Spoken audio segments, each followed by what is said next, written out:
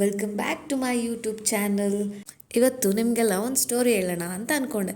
ಈ ಸ್ಟೋರಿ ಬಂದು ಒಂದು ಪೂರ್ ಫ್ಯಾಮಿಲಿದು. ಒಂದು ಚಿಕ್ಕ ಊರಿರುತ್ತೆ. ಆ ಚಿಕ್ಕೂರಲ್ಲಿ ಒಂದು ಪುಟ್ಟ ಮನೆ. ಆ ಮನೆಯಲ್ಲಿ ಒಬ್ಬ ಬಡವ ರೈತ ಇರ್ತಾನೆ. ಅವನು ಒಂದು ಹುಡುಗಿನ ತುಂಬ ಪ್ರೀತಿಸಿ ಮದುವೆ ಆಗ್ತಾನೆ. ಮದುವೆ ಆದಮೇಲೆ ಇಬ್ಬರು ಚೆನ್ನಾಗೇ ಇರ್ತಾರೆ. ಇವನು ಆರಾಮಾಗಿ ಹೊಲ್ದಾಗ ಕೆಲಸ ಮಾಡಿಕೊಂಡು, ಅವಳು ಬೇರೆಯವ್ರ ಮನೇಲಿ ಪಾತ್ರೆ ತೊಳೆಯೋದು, ಬಟ್ಟೆ ಒಗೆಯೋದು. ಇಬ್ರಿಗೂ ಮುದ್ದಾಗಿರೋ ಒಂದು ಗಂಡು ಪಾಪು ಹುಟ್ಟುತ್ತೆ. ಆ ಗಂಡು ಪಾಪುಗೆ ಅರ್ಜುನ್ ಅಂತ ಹೆಸರಿಡ್ತಾರೆ. ಆ ಪಾಪು ಆಟ ಆಡಿಕೊಂಡು ಫ್ರೆಂಡ್ಸ್ ಜೊತೆ ಆರಾಮಾಗಿ ತನ್ನ ಬಾಲ್ಯವನ್ನು ಕಳೆಯುತ್ತೆ. ಇವಾಗ ಆ ಪಾಪುಗೆ 5 ವರ್ಷ. 5 ವರ್ಷ ಆಯಿತು. ಇವಾಗ ಸ್ಕೂಲಿಗೆ ಸೇರಿಸ್ಬೇಕು ಅನ್ನೋ ಟೆನ್ಷನ್ ಅವ್ರಿಗೆ. ಇವನು ಹೊಲದಲ್ಲಿ ಕೆಲಸ ಮಾಡಿಕೊಂಡು, ಅವಳು ಬೇರೆಯವ್ರ ಮನೇಲಿ ಕೆಲಸ ಮಾಡಿಕೊಂಡು ಮನೆ ಸಾಗಿಸೋದೇ ಒಂದು ದೊಡ್ಡ ಕಷ್ಟ ಆಗಿದೆ. ಅಂಥದ್ರಲ್ಲಿ ಇವಾಗ ತನ್ನ ಪಾಪುನ ಸ್ಕೂಲಿಗೆ ಸೇರಿಸೋದು ಹೆಂಗೆ ಅಂತ ಟೆನ್ಷನ್ ಮಾಡ್ಕೊಂಡು ಇರ್ತಾರೆ. ಹೋಗೋಣ ನೋಡ್ಕೊಂಬರೋಣ ಅಂತ ಸ್ಕೂಲ್ ಹತ್ರಕ್ಕೆ ಹೋಗ್ತಾರೆ.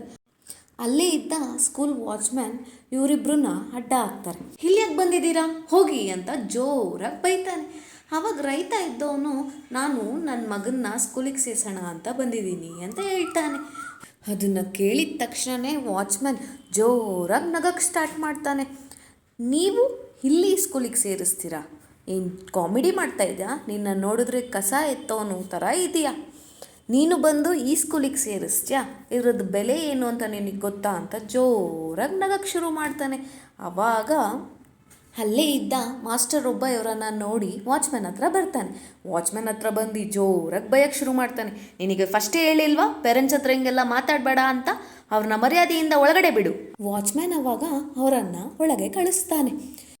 ರೈತ ಮತ್ತು ತನ್ನ ಹೆಂಡತಿ ಒಳಗಡೆ ಹೋಗುವಾಗ ಫುಲ್ ಭಯದಿಂದನೇ ಹೋಗ್ತಾರೆ. ರೀ, ಇಷ್ಟು ದೊಡ್ಡ ಸ್ಕೂಲು ರೀ, ಈ ಸ್ಕೂಲಿಗೆ ನನ್ನ ಮಗನ್ನ ಸೇರ್ಸೋಕ್ಕಾಗುತ್ತಾ ರೀ? ತುಂಬ ಕಾಸ್ಟ್ಲಿ ಇರುತ್ತಲ್ವಾ ಅಂತ ಮಾತಾಡ್ಕೊಂಡು ಹೋಗ್ತಾರೆ. ಮಾಸ್ಟರ್ ಅವ್ರನ್ನ ಪ್ರಿನ್ಸಿಪಲ್ ರೂಮಿಗೆ ಕರ್ಕೊಂಡು ಹೋಗ್ತಾರೆ.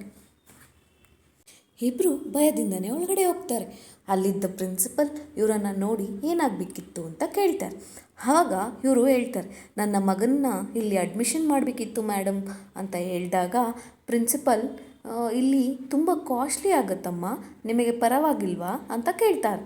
ಗುಂಡಪ್ಪ, ಪರವಾಗಿಲ್ಲ ಮೇಡಮ್, ನನ್ನ ಮಗ ತುಂಬ ಬುದ್ಧಿವಂತ, ಅವನ್ನ ಚೆನ್ನಾಗಿ ಓದಿಸ್ಬೇಕು ಅನ್ನೋದೇ ನನ್ನ ಆಸೆ.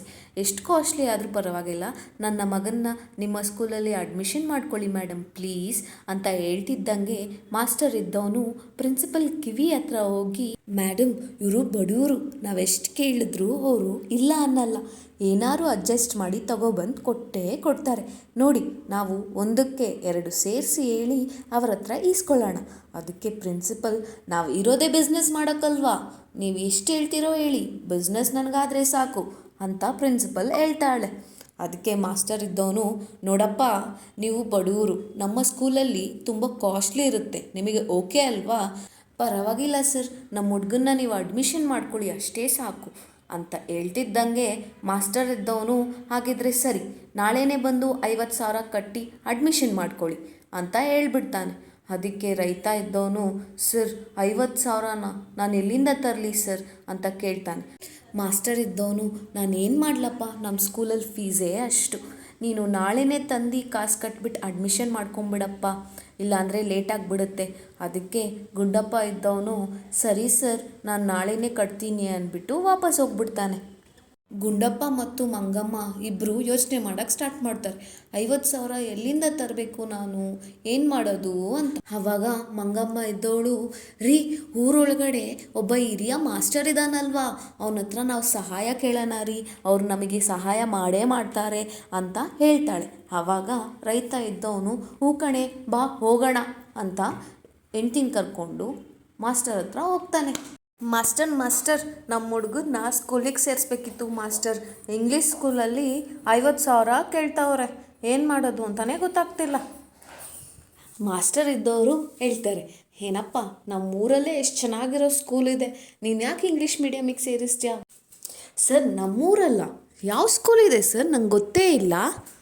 ಅದಕ್ಕೆ ಮಾಸ್ಟರ್ ಇದ್ದವನು, ಬಾ ನಾನೊಂದು ಸ್ಕೂಲಿಗೆ ಕರ್ಕೊಂಡು ಹೋಗ್ತೀನಿ. ಗುಂಡಪ್ಪ ಮತ್ತು ಮಂಗಮ್ಮ ಮಾಸ್ಟರ್ ಹಿಂದೆನೇ ಹೋಗ್ತಾರೆ. ಮಾಸ್ಟರ್ ಇದ್ದವರು ಕಾಡೊಳಗಡೆ ಕರ್ಕೊಂಡು ಹೋಗ್ತಾರೆ. ಅಲ್ಲೊಂದು ದೊಡ್ಡ ಗುಹೆ ಇರುತ್ತೆ. ಮಾಸ್ಟರ್ ಗುಂಡಪ್ಪನ ಕರೆದಿ, ನೋಡು ಅಲ್ಲೊಂದು ಗೃಹ ಇದೆಯಲ್ವಾ, ಅದರೊಳಗಡೆ ಹೋಗ್ಬೇಕು ನೀನು ಅಂತ ಹೇಳ್ತಾರೆ. ಅದಕ್ಕೆ ಗುಂಡಪ್ಪ ಮತ್ತು ಮಂಗಮ್ಮ ಸರಿ ಮಾಸ್ಟರ್ ಅಂತ ಹೇಳಿಬಿಟ್ಟು ಇಬ್ಬರು ಗೃಹ ಒಳಗಡೆ ಹೋಗ್ತಾರೆ. ಒಳಗಡೆ ಹೋಗ್ತಾ ಇದ್ದಂಗೆ ಅವರಿಬ್ರಿಗೂ ಒಂದು ಚಿನ್ನದ ಸ್ಕೂಲ್ ಕಾಣಿಸುತ್ತೆ. ಆ ಚಿನ್ನದ ಸ್ಕೂಲ್ ಕಾಣಿಸ್ತಾ ಇದ್ದಂಗೆ ಅವರಿಬ್ಬರು ಮಾಸ್ಟರ್ನ ಕರೆದಿ, ಸರ್ ಚಿನ್ನದ ಸ್ಕೂಲು ಸರ್, ಇದ್ಯಾವಾಗ ಇಲ್ಲಿಗೆ ಬಂತು, ಯಾರು ಕಟ್ಸಿದ್ದು, ಹೆಂಗೆ ಸರ್ ಅಂತ 1000 ಕ್ವಶನ್ ಕೇಳಕ್ಕೆ ಸ್ಟಾರ್ಟ್ ಮಾಡ್ತಾರೆ. ಅದಕ್ಕೆ ಮಾಸ್ಟರ್ ಅವರಿಬ್ಬರನ್ನ ಸೈಲೆಂಟ್ ಮಾಡಿ, ಕೇಳು, ಪುರಾತನ ಕಾಲದಲ್ಲಿ ಬ್ರಿಟಿಷ್ ಇದ್ರಲ್ವಾ, ಆವಾಗ ನಮ್ಮಪ್ಪ ಇದ್ದವರು ಸ್ಕೂಲ್ ಕಟ್ಸಕ್ಕೆ ಸ್ಟಾರ್ಟ್ ಮಾಡಿರ್ತಾರೆ. ಆವಾಗ ಬ್ರಿಟಿಷವರು ಬಂದು ನಮ್ಮ ಅಪ್ಪನ್ನ ಕೇಳ್ತಾರೆ, ನೀನು ಯಾಕೆ ಇಲ್ಲಿ ಸ್ಕೂಲ್ ಕಟ್ಟಿಸ್ತಾ ಇದ್ಯಾ? You are not allowed to this. Just give back your money and go to us. Just stop this nonsense ಅಂತ ಹೇಳಿ ಅಲ್ಲಿಂದ ಬ್ರಿಟಿಷರು ಹೋಗ್ಬಿಡ್ತಾರೆ. ನಮ್ಮಪ್ಪ ತುಂಬ ಯೋಚಿಸೋಕ್ಕೆ ಸ್ಟಾರ್ಟ್ ಮಾಡ್ತಾರೆ, ಏನು ಮಾಡೋದು ಇವಾಗ ಅಂತ.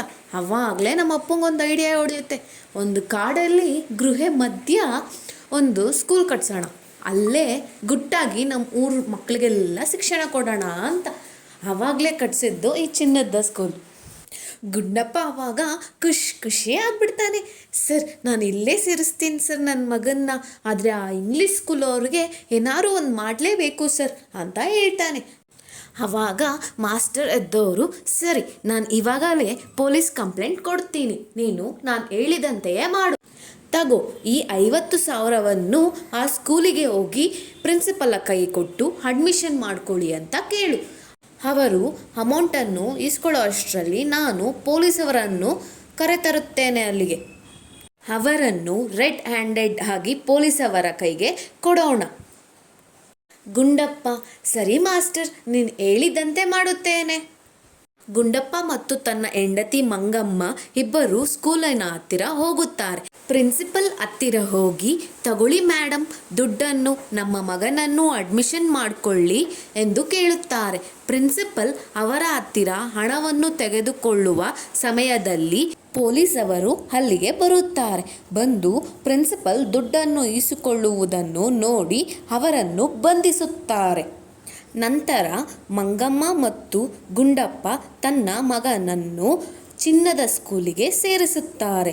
ಅರ್ಜುನ್ ಎಂಬ ಆತ ಸ್ಕೂಲಿನಲ್ಲಿ ಚೆನ್ನಾಗಿ ಓದಿ ದೊಡ್ಡ ಮಟ್ಟಿಗೆ ಬೆಳೆಯುತ್ತಾನೆ. ಅವನಿಗೆ ಹಲವಾರು ಪ್ರಶಸ್ತಿಗಳು ದೊರೆಯುತ್ತದೆ. ತನ್ನ ಅಪ್ಪ ಅಮ್ಮನನ್ನು ಗರ್ವಪಡುವಂತೆ ನೋಡಿಕೊಳ್ಳುತ್ತಾನೆ. Education is the best tool for success. Be educated, be proud. Like ಮಾಡಿ, ಶೇರ್ ಮಾಡಿ, ಮರೀದೆ ಸಬ್ಸ್ಕ್ರೈಬ್ ಮಾಡಿ.